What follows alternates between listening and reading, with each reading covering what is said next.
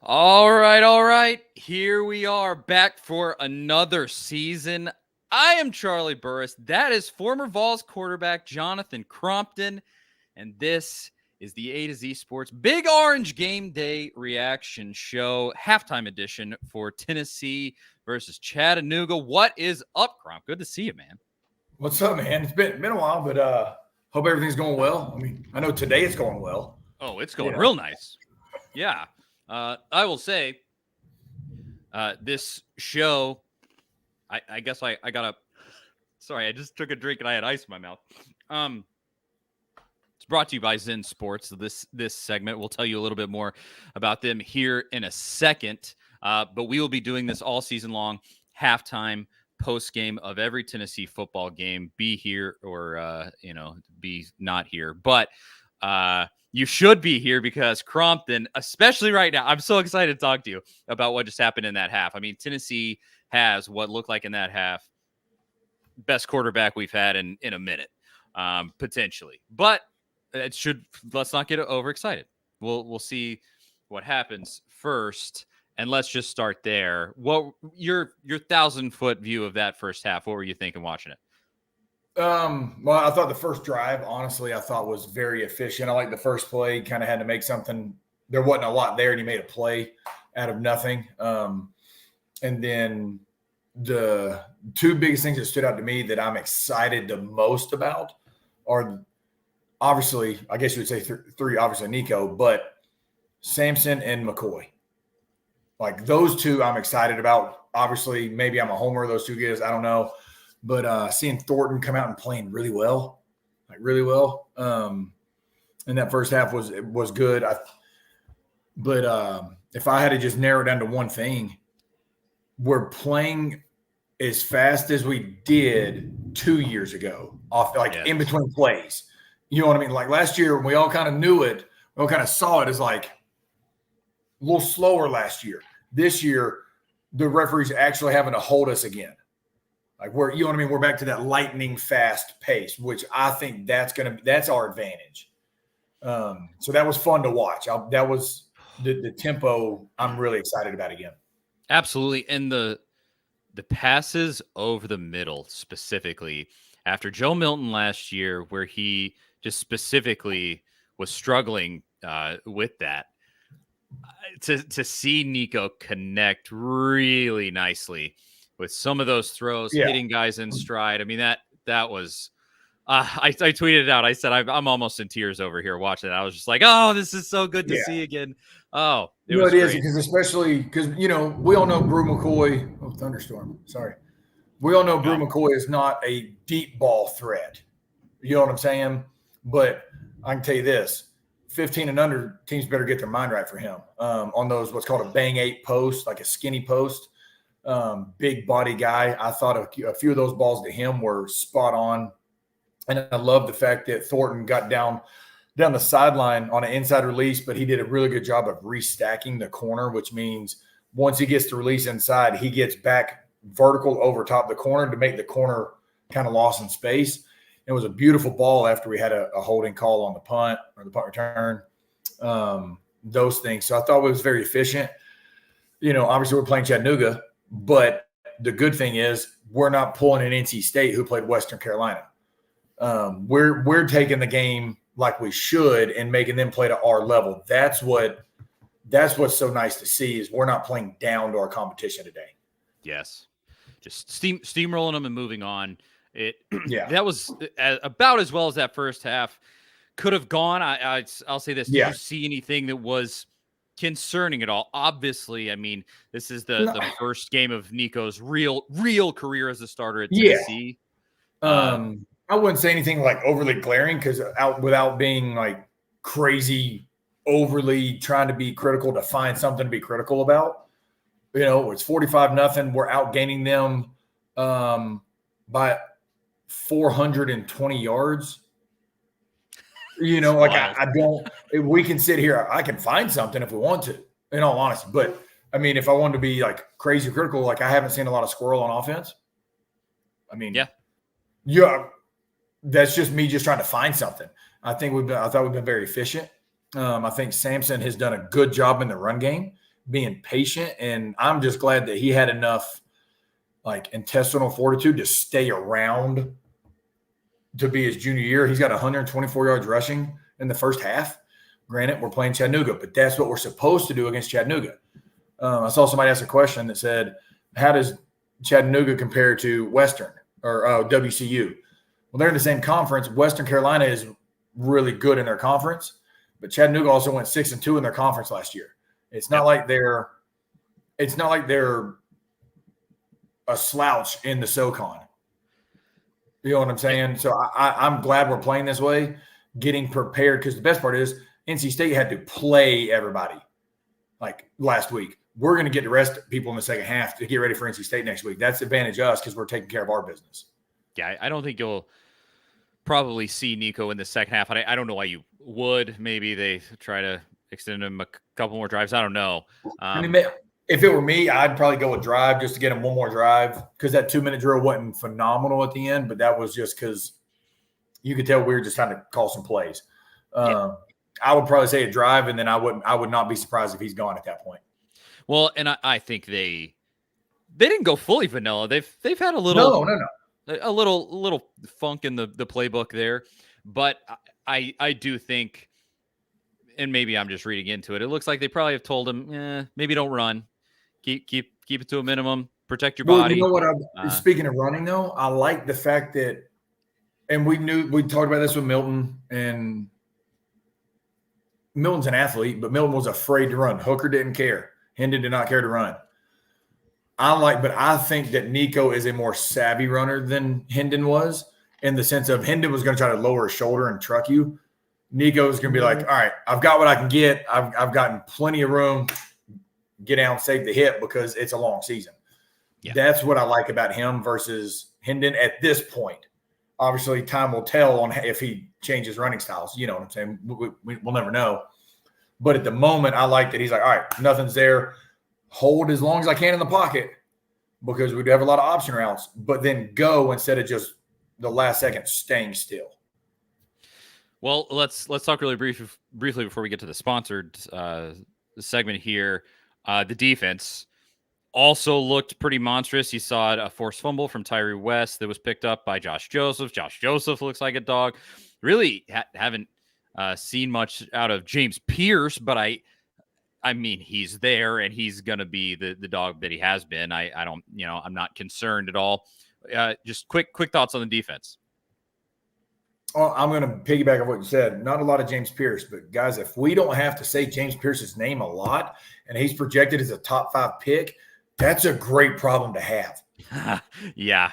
That's the way that I look at it, is if his name's not being called a lot, that means we got other dudes stepping up because they're trying to double him. And like first play of the season, knockout, blow, fumble right now. Let's go do this. That's what we needed to see.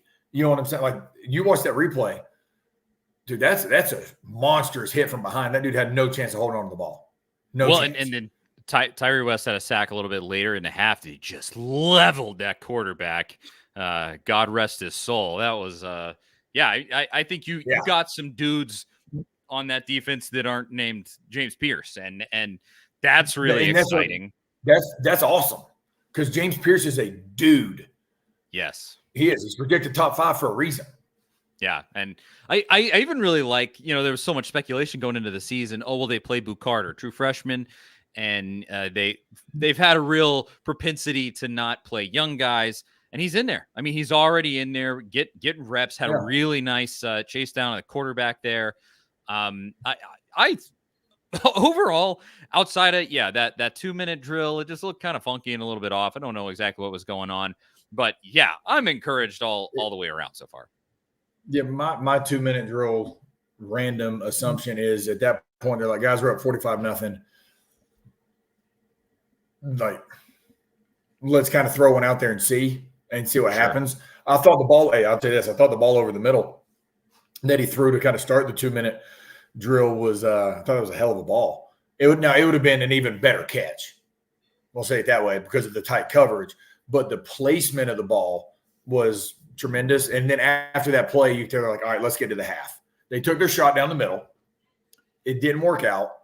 Defense made a good play just as far as coverage, but it was a phenomenal ball. Would have been a top 10 catch on ESPN type deal just because of the coverage.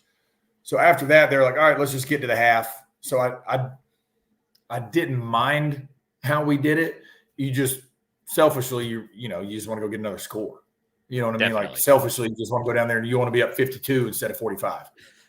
The spread on this game pregame was 34, I think, 34, 35. You're blowing that out of the water. Slightly disrespectful to us. Yeah. Put some respect on this name. No, think about it, though. That's slightly disrespectful to Tennessee, I think. I do. Clearly. All right. Well, let's talk about this. The actual form of this segment may change, but for right now, I'm going to call this one the who would you bet on in this second half? What player would you bet on being a difference maker in this second half? And it's going to be brought to all of us by the good folks at Zyn Sports. So be thinking about that while I'm telling the good folks at home. And to everybody who's watching, we appreciate it. It's looking to 600 some odd people tuning in right now. It's pretty nice. Throw into the comments who you think might be a difference maker in the second half. Obviously, this one, a little bit of a blowout. But I think it's a good opportunity to see some guys you wouldn't normally see. So drop it in the comments. Let us know right after I tell you about the good folks. It's in sports. Football's back. And what better way to bet on the big game than with Zyn Sports? When you sign up for Zyn Sports, you'll automatically earn up to a $100 no-danger first wager. If your bet loses, you'll be reimbursed for the amount of your bet up to $100. And for football season, Zyn Sports is launching a revamped betting platform for college football and the NFL. And what's better, with the new look, Zyn Sports will be offering daily promotions, including odds boosts, same-game parlays, no-danger wagers, and a whole lot more. They even have a VIP rewards program that is a one-of-a-kind. You can go to zynsports.com/VIP to check that out. If you do and you think you qualify, you could earn monthly comps at sporting events, concerts, and even sportsbook bonuses. What are you waiting for? Start betting with Zyn Sports, where you'll receive true odds on all parlays and an enhanced user experience. Get going. Download at zynsports.com today. Zyn Sports. Betting just got better. If you have a gambling problem, call 1-800-889-9789. Terms and conditions apply. No danger. First wager limited to plus 500 odds to qualify. Boosted odds are derived from equivalent parlay bets offered in Tennessee. Must be 21 or older in Tennessee to bet. All right. So side note, did you go to auctioneer school this offseason? I have been. We've been doing Zyn Sports reads for a little while now. I've been honing that in. I've been practicing. Nice. Practice makes perfect. That was impressive. That was right there. That was the most impressive thing in the first half. Hey, what can I say? I'm the Nico of reading sports betting ads disclaimers. There you go. There you go. All right, let's talk about this. Who would you bet on in this second half being a difference maker, Crump? Who are you wanting to see? Mike Matthews. Yes. Yeah. We're gonna get some young guys in there, hopefully early. I'd love to see him go in there and get some playing time, see what he can do. So that's gonna be my pick. I'm excited for the future with him. But I don't know, we'll see. I mean, in a game like this, it's kind of hard to predict it. You know what I mean? Because you don't know when they're going to pull anybody or put anybody in. So that's who I would like to see is Matthews. Yeah, we got a few of those. Tony says Mike Matthews, Dustin, Mr. Jones says that too. Zach says Gaston Moore. I think I agree with that one for sure. Go ahead, take Nico out. We've seen enough.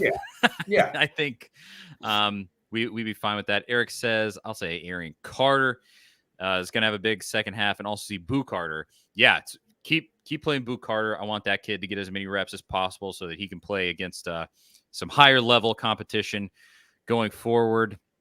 More Merklinger. I'd like to see Merklinger too, and I think we will, because Heupel has been one. When he plays those backups, he doesn't just play the number 2 guy. He did that last year. We wanted to see a lot of Nico. Yeah. He'd play Nico for like 2 drives and then put in Gaston Moore. So yeah, we'll see who he plays there. We got another Boo Carter from Jeff there, and I'll just say more of these wide receivers. I think it's really exciting to just see Brazel, Thornton having a huge game.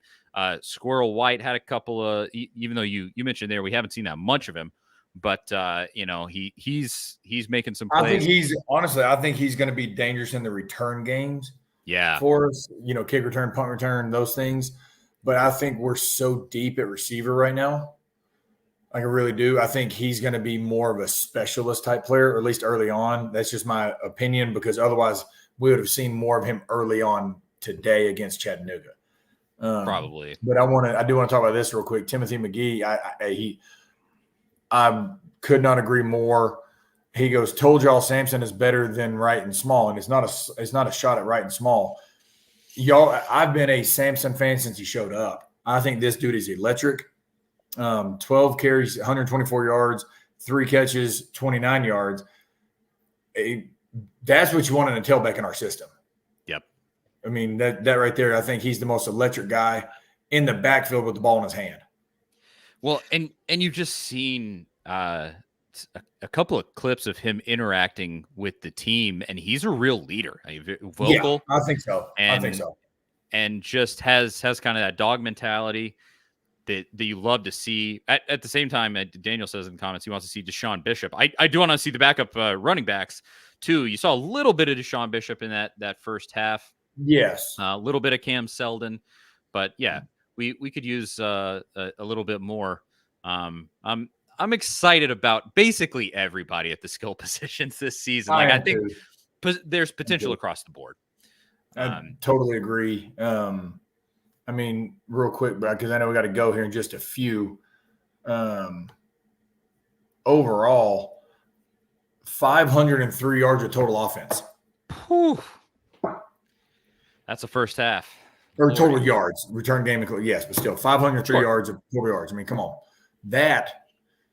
Guys, that's ridiculous. Granted, I know we're playing Chattanooga. Once again, that's still crazy, though.